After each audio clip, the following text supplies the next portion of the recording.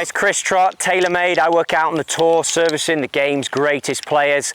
As you know by now, I love wedges, I love to test wedges, I love to figure out how far they will go. So what can you do if you don't have this beautiful facility to get your wedges right? Well, rule of thumb is each degree is about 2.5 paces, okay? That's important, so you're into sort of 3 yards.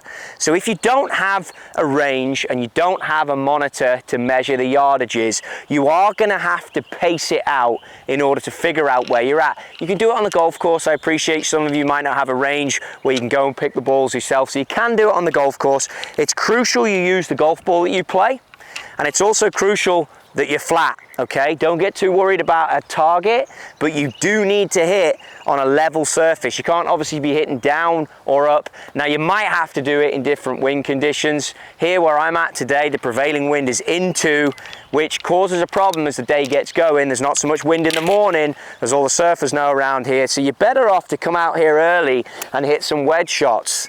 So when I get into this, I'd be looking, like I say, to not be too concerned about getting lost in any target, but you do want to hit it onto a flat level surface. So I'm going to start out with my pitching wedge, and I want to just put a full swing with nice speed on it.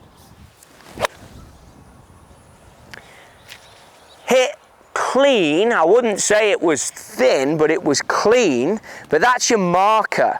And the beauty of this is that you just keep pulling golf balls, or you hit 3 balls if you can, be honest with yourself, and then go and measure it.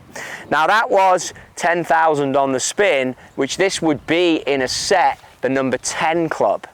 As 9-iron, pitching wedge, give it a number. Spin rate wise, as I've spoken about before, you want to multiply that number by 1,000. So 10,000 is okay. Now, is this on normalized? Yes, it is, and the carry, which is where I'd expect it to be, was 120, and that was a full shot.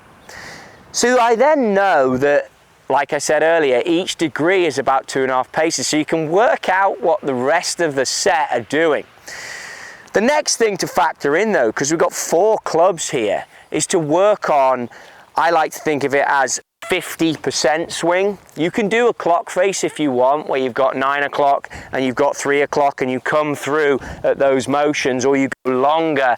But I like to put it as a 50% swing because I don't like to get too caught up in feeling like, oh, I've got to stop there and I've got to turn. So I would then look at, okay, that's my full one.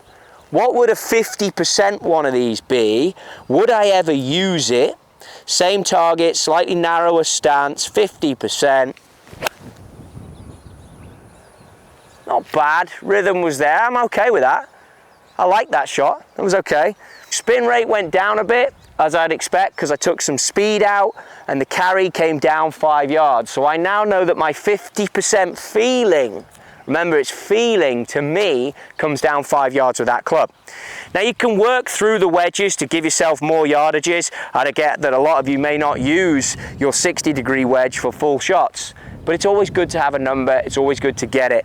Getting the gapping on your wedges is quite labor intensive. You do need to pace it out unless you have a TrackMan, like I say, and you do need to know what numbers, if you do have a monitor, that you are looking for, and rule out any bad shots and be hard on yourself. If it's not where you want it, discard it and do the test over and over again to make sure you got these numbers accurate. At the end of the day, the scoring club's in your bag, so the numbers do need to be dialed.